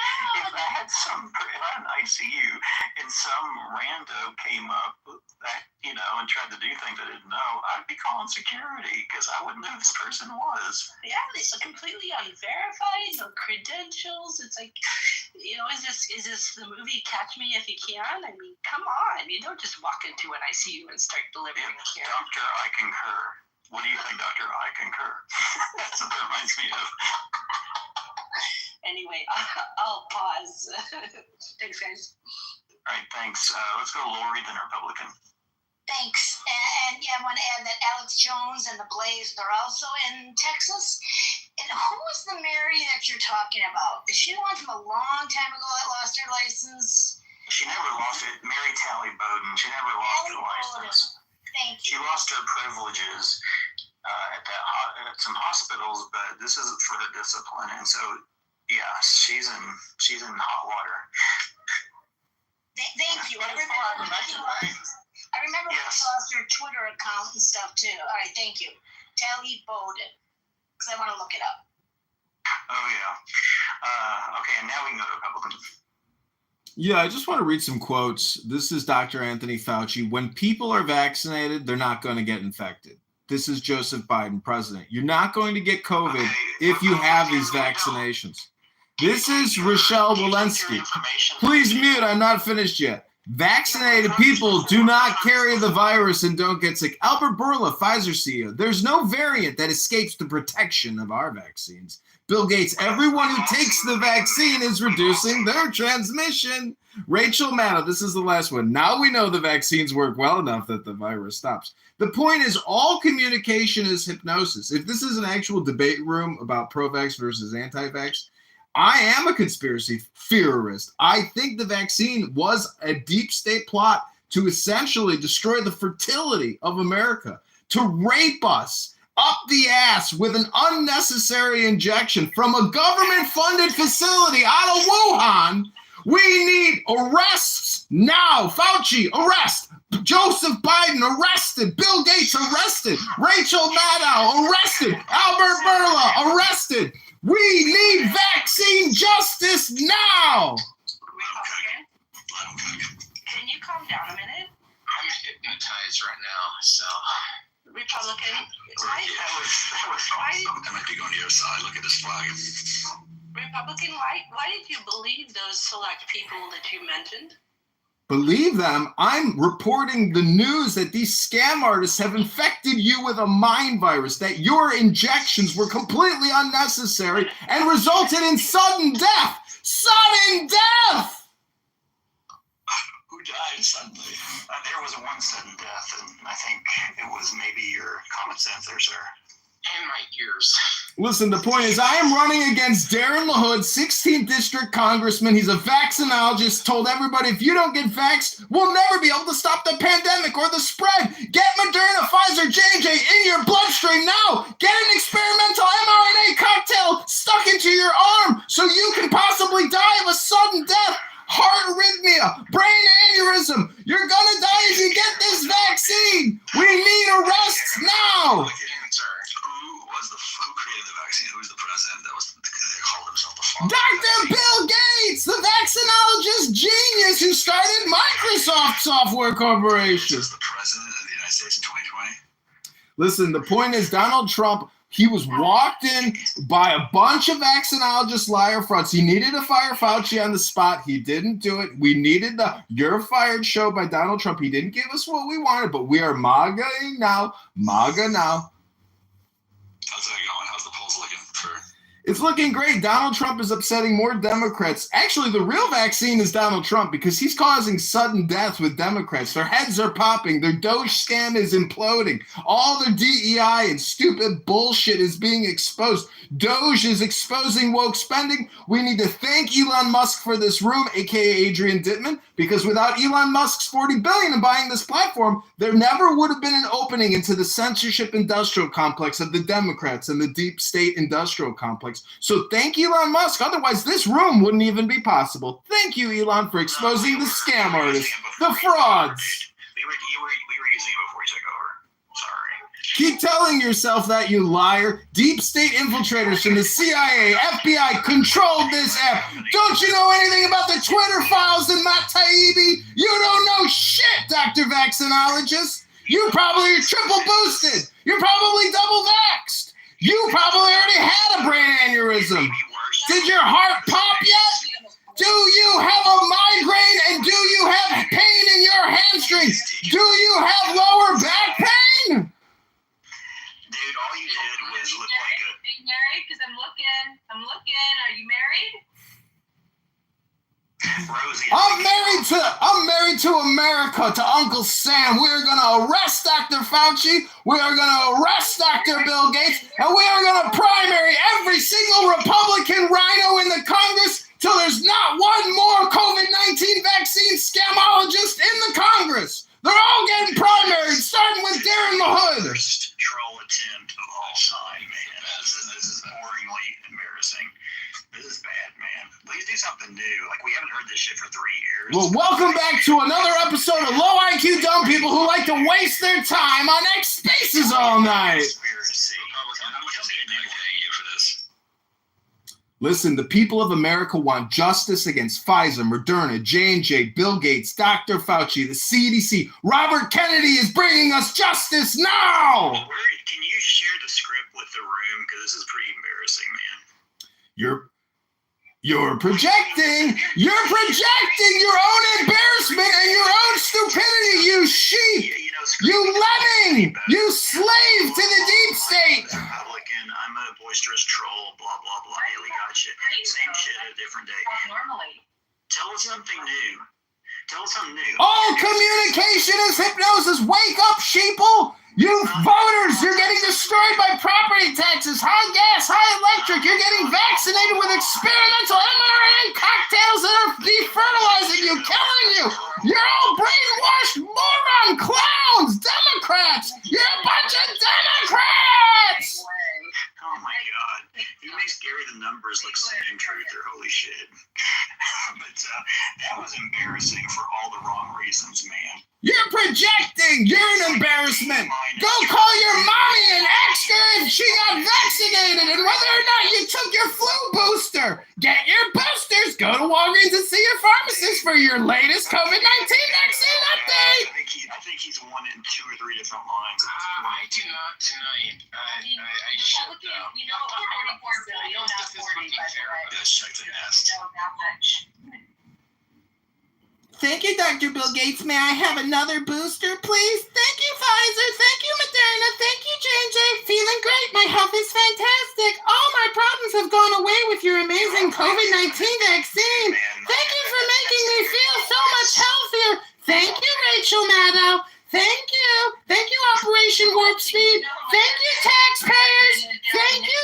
Thank you, Operation Heroes Act and spending $1.2 trillion and increasing the debt and increasing in inflation and enslaving our future grandchildren in a national deficit crisis where we can't even pay the interest payments anymore. Thank you very little for the $40 trillion. Hey, Republican, before you talk, you have to share your script with the class. Like, it's not fair because, you know, it's so long and boring.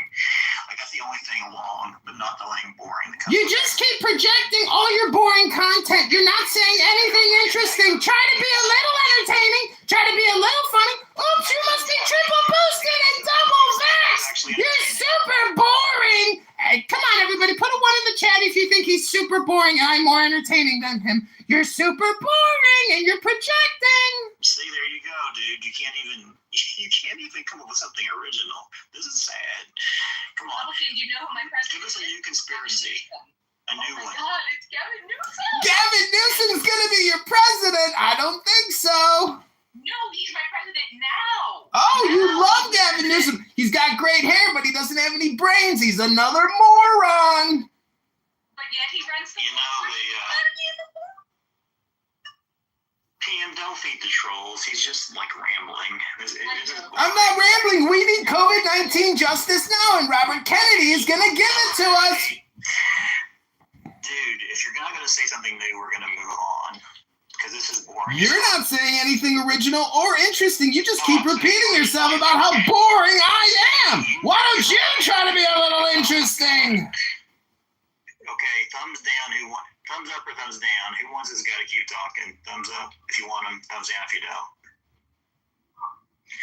Who says democracy is dead? Who wants me to continue roasting these vaccinologists, scam artists, and fraudsters who killed your parents, killed your grandparents, and ruined 3 years of your life with their mask mandates and scams? Fuck them all. They're all liars. We need patriots, not boring people who project, you're boring. You're boring. You're not interesting. Share your script. You're not interesting. You're boring.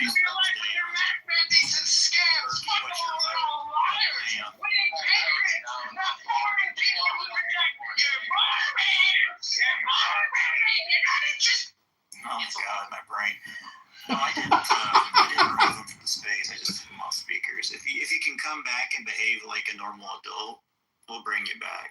But until then, you can. Hey, Ken, how's it going? Good evening, sir. How are you? I said, how are you? I'm okay, just okay. Well, what'd you do today? Huh? How about yourself? Oh, I can't complain. I have a roof over my head. My taxes are paid. The government pays me just to live. It's unbelievable. God bless Uncle Sam. He's a patriot. Are they finally paying you some income? Yeah, I'm getting paid. Are you really? Yeah. The government loves their patriots. How the hell did that happen? It's a miracle. I must have some lucky angel that loves me. Well, what got it started? Just a couple of prayers and a good book.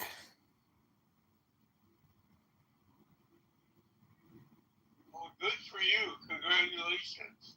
Thanks. How are your kids doing? They're all fine. They're all fine. Good. So, are they giving you work to do or what? Yeah, I'm running for Congress in the 16th district against a rhino vaccinologist and internet scam artist, Darren LaHood.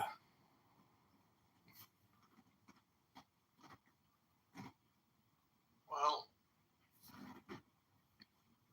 so you're getting income, but they're not giving you work to do? No, I got lucky. Some people, they got to work real hard for all their money. Some people don't have to do any work at all. Welcome to Congress.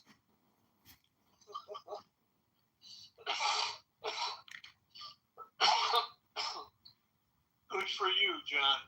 Thanks. What else is new? Oh, nothing. Just the springtime is here. I've got plumbing issues. I got landscaping to do. I've been seeing this beautiful woman. Life is good. I can't complain. I'm getting sunshine. I'm eating delicious chicken. How's your friend Larson doing? I don't know. He lives at home and he's a crybaby. He rides a bicycle. He hates Donald Trump and he's triple vaccinated. You know about that $15,000 he loaned somebody? Yeah, he's a loser. He's never going to get it back. Yeah, you're right. Yeah, he doesn't know how to play tough, and he doesn't know how to take any action, so he's going to lose his money. That's life. He's a schmuck. He should have put that money in the stock market like a smart person. He would have $40,000 by now. Well, I told you a long time ago he needs your help. He needs to go to the gym and read a book. That's the only advice I can give people. There's nothing else I can do for anybody other than give him 5 minutes of my time. But I mean, if he's not going to read any books or go to the gym, he's shooting himself in the foot. One of these days we'll get together, okay? Okay, sounds good. Have a good night, and I'll talk to you soon. Okay, thanks, John. Okay, take care. Bye.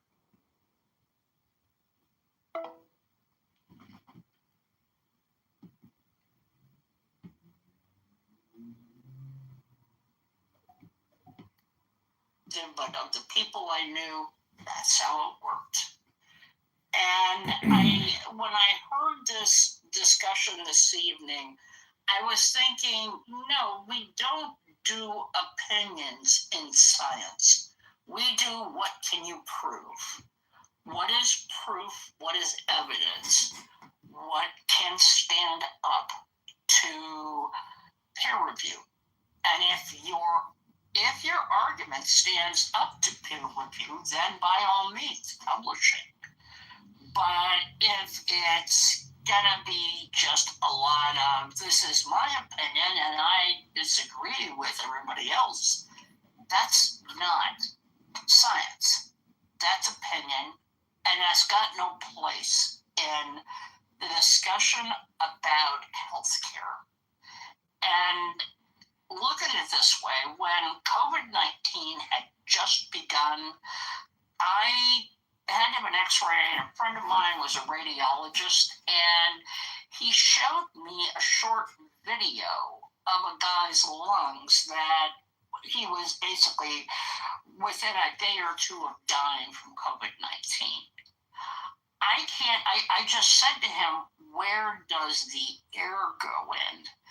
All that, and it was just this large white mess. There was no space for air to exchange. And that's an illness. That's a severe illness that killed that guy and an awful lot of Americans and people all over the world. I understand that this argument, there are upsides and downsides to the COVID vaccines and boosters that have come out, but I guess I have no patience for people that want